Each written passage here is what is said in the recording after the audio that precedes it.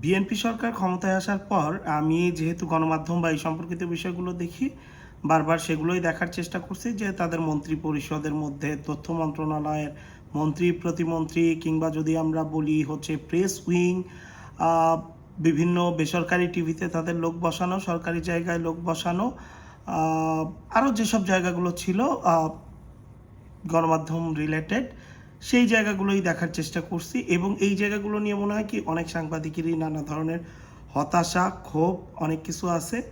আর আজকে মনে হচ্ছে আমি সেটা নিয়ে কথা বলবো বা বলা উচিত।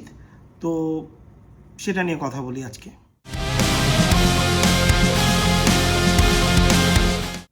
ওকে, বিএনপি সরকার গঠন করার পর সবচেয়ে বেশি আলোচনায় আসছিল প্রেস উইং। প্রেস উইংয়ে যারা ছিলেন তাদের মানুষ আসলে পলিটিক্যালি চিনত, তাদের সাংবাদিকতার জন্য খুব বেশি যে চেনে এরকম আসলে বলা যায় না। প্রেস সেক্রেটারি বা যারা ডিপিএস হয়েছেন প্রত্যেকেই আসলে বারবার আলোচনায় আসছেন যে তাদের আসলে সাংবাদিকতায় অবদান কী ছিল, বা যদি বলি কমিউনিকেশনে তাদের অবদান কী ছিল, এগুলো নিয়ে বারবার প্রশ্ন উঠছে। এরপর তারা বিভিন্ন জায়গায় অমুক জায়গায় লোক বসানো, তমুক জায়গায় লোক বসানো, এইগুলো নিয়ে তাদের বিষয়ে কথা হয়েছে।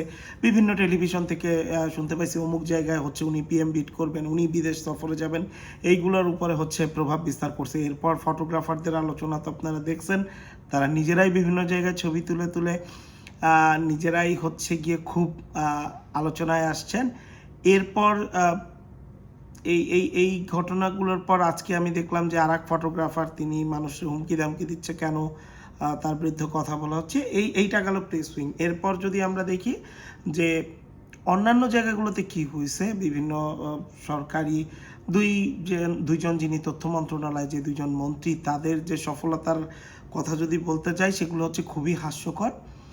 এখন পর্যন্ত তারা গণমাধ্যমের জন্য সফলতা বলতে কিছু আনতে পারে না, বরঞ্চ আরও হচ্ছে গিয়ে গণছাঁটাই, বিভিন্ন জায়গায় এডিটোরিয়াল ক্যাপচার, কোথাও কোথাও এডিটোরিয়াল ক্যাপচারে সরাসরি মন্ত্রীর নাম আসছেন, তিনি সাপোর্ট করতেছেন। বিভিন্ন সরকারি গণমাধ্যম বাসসের মতো জায়গায় হস্তক্ষেপ করতেছেন মন্ত্রী, এরে চিঠি দিচ্ছেন, ওরে চিঠি দিচ্ছেন, গ্রুপিং করতেছেন, এই ধরনের কাজ তিনি করতেছেন। কখনো তার আশকারায় কাদের গণির লোকজন বিভিন্ন জায়গায় ঝামেলা করতেছে, কখনো প্রেস উইংয়ের নাম আসতেছে। এইগুলো তো একটা কমন বিষয় হয়ে দাঁড়াইছে। এরপর যদি আপনারা বেসরকারি টেলিভিশনগুলো দেখেন, বিভিন্ন জায়গায় যে এডিটোরিয়াল ক্যাপচার হয়েছে, মুস্তফা খন্দকারের মতো লোক এডিটোরিয়ালের জায়গায় বসে এখন পর্যন্ত সময় টিভি থেকে এমন কোনো আউটপুট আসে নাই, বরঞ্চ তার বিরুদ্ধে নারী কেলেঙ্কারি থেকে শুরু করে নানান ধরনের অভিযোগ।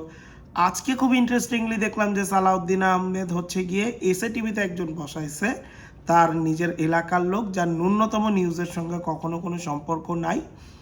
তিনি হচ্ছে এসএটিভির হেড হয়ে বসছেন।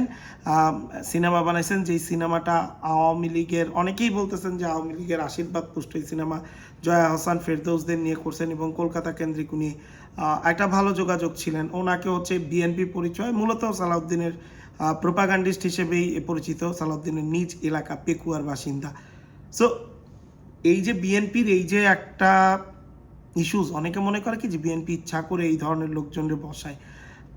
আমার খুব মজার একটা ফজলুর রহমান বাবুর একটা উক্তি মনে আছে, নাটকটা ঠিক কী নাম আমি মনে করতে পারতেছি না, মিনিস্টার বা এরকম কিছু, যে ও চোর থাকে বা ফকির থাকে, কিছু একটা ওরা জিজ্ঞেস করা হয়েছিল কেমন আছো বা কী খবর, তখন বলছিল গরিবের আর খবর, হ্যাঁ, মুখ ঢাকতে গেলে পুটকি উদলা হয়ে যায়, এরকম কিছু একটা।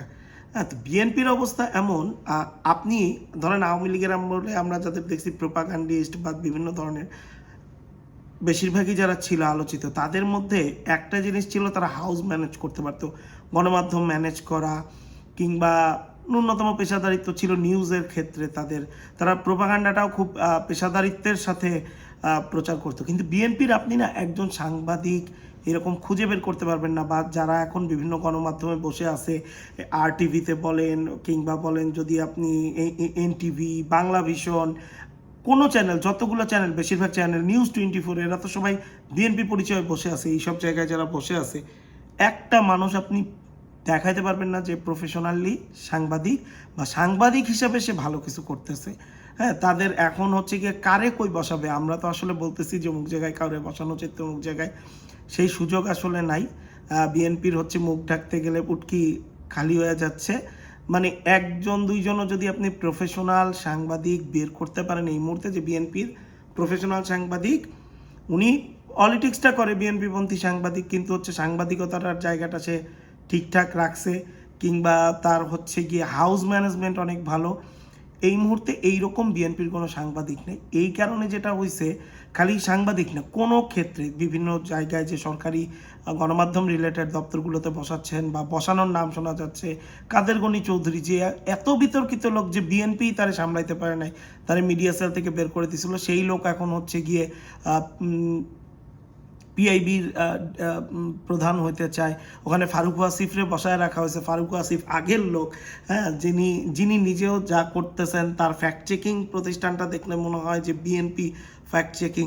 সো সব মিলে আসলে বিএনপি আসলে আমার যেটা মনে হয়, তারা চাইলেও যে আসলে আমরা দু একজন পেশাদার লোক বসাবো, সেই সুযোগটা তারা পাচ্ছে না। তাদের আসলে কোনো পেশাদার সাংবাদিক এই মুহূর্তে বিএনপির হাতে নাই।